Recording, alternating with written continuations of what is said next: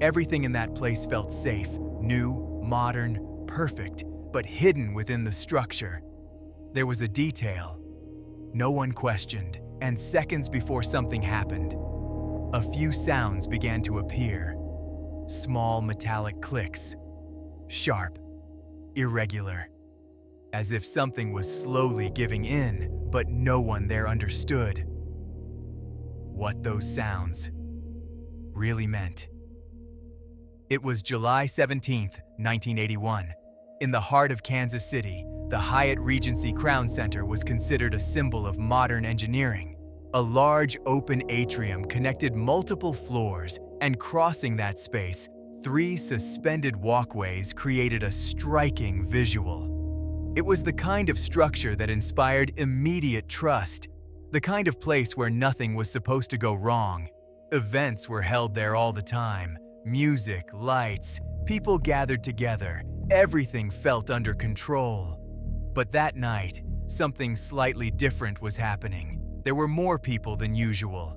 A dance competition was taking place.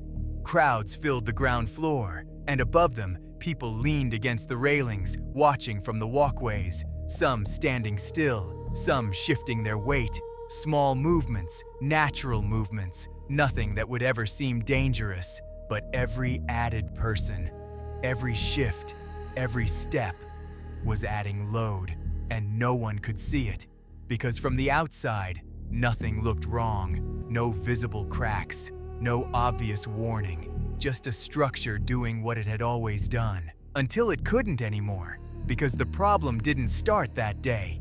It started much earlier, during the design, during construction, in a decision that seemed too small to matter. At the time, the construction industry was under intense pressure, tight deadlines, rising costs, and speed becoming the priority. Projects were often built using what's known as a fast-track approach, with different phases happening at the same time to accelerate delivery. That meant less time for deep review, less time for verification, and more reliance on assumptions. And in that kind of environment, something subtle begins to happen. People stop questioning what appears to be working. The original plan was simple: a single continuous connection linking the entire structure to the ceiling, allowing the load to be evenly distributed without overloading any specific point. It was a predictable system, and predictability is what makes something safe. But during construction, something changed. To make the build easier, the system was modified. Instead of one continuous connection, 2 separate connections were introduced, one for each walkway. On paper, it looked like a minor adjustment, simple, harmless, but in reality, it changed everything, because that modification caused something invisible to happen. The load, which was once distributed, became concentrated, and that meant one part of the structure was now carrying twice the load, without reinforcement, without a full reevaluation, and without a clear understanding of what that actually meant. And there's an even more critical detail. The failure point was exactly where the structure was most vulnerable: the connection, the place where all the load converged, and where there was the least margin for error.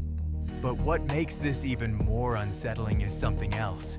Even before the change, the original design was already operating close to its limit, with very little safety margin, which means the structure was never as safe as it seemed, and the modification only pushed it closer to failure. And here's one of the most important parts of this story.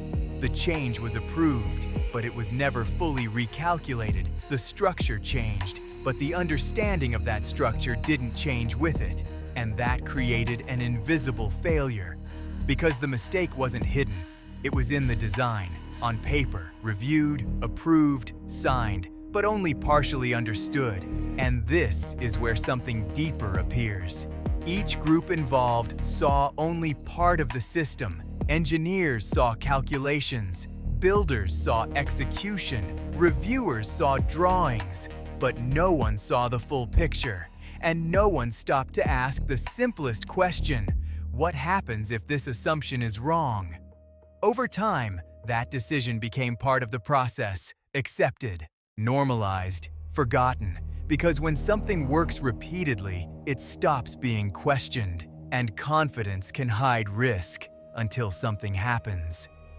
That night, with the accumulated load and people spread across the structure, the system reached its limit.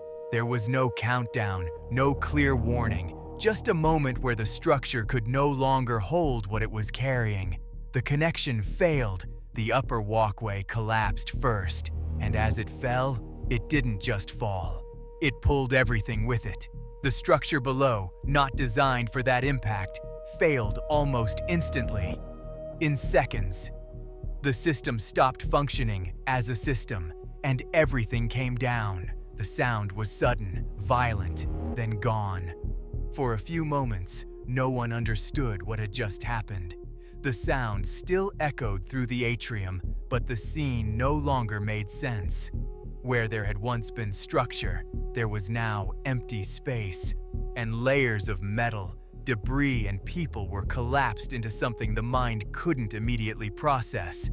At first, there was silence, a strange silence, as if reality hadn't fully caught up yet. Then came movement, people trying to understand, others trying to help, calling out names, listening for any response, trying to make sense of something that had no immediate explanation. And what made it even more disorienting was how normal everything had felt just seconds earlier. Emergency teams began to arrive, quickly, but the situation was far from simple. The structures had collapsed on top of each other, creating an unstable environment, difficult to access, dangerous even for rescuers. Every movement had to be calculated, because shifting one part of the debris could trigger another collapse. At the same time, water from broken pipes began to spread through the atrium, changing the conditions even further, reducing visibility, increasing risk. Rescue wasn't just about speed, it was about control, precision, timing. For hours, teams worked without stopping, carefully navigating through twisted metal, broken connections, and unstable surfaces, listening, watching, trying to identify where it was safe to move and where it wasn't. Nothing was where it was supposed to be, and that made every decision harder. And while all of this was happening, another process had already begun: the need to understand. Because one question kept coming back: how did this get past everyone? And the answer isn't a single obvious mistake. It's a chain of decisions, small ones, incremental ones, each one feeling reasonable at the time, each one easy to accept. None of them, on their own, enough to stop the project. But together, they created a system that was already set to fail. And no one realized it, because everyone assumed someone else had already checked. And when everyone assumes that, no one actually does. And that's what makes this case so important, because it reveals something uncomfortable. Failure doesn't always come from dramatic mistakes. Sometimes, it comes from normal decisions, repeated over time, without enough questioning.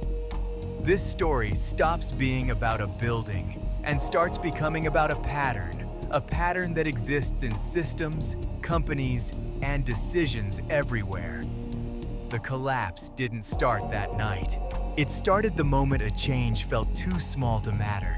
This case changed engineering. It changed standards, processes, and accountability. But more importantly, it changed awareness.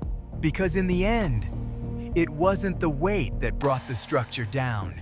It was how that weight was understood or ignored.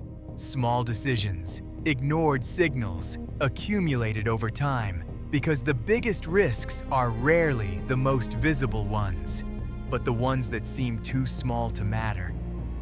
Until they do. And maybe the most important question is this: how many decisions today feel safe? Only because they haven't failed yet. If you made it this far, you've probably realized this story isn't just about engineering, and there are many others, where the most important detail is the one no one sees. If you enjoy stories like this, where small details change everything, make sure to like the video, subscribe to the channel, and share it with someone who would find this just as fascinating. Because in the end, in history, the world doesn't change only because of big decisions. Sometimes, one overlooked detail changes everything.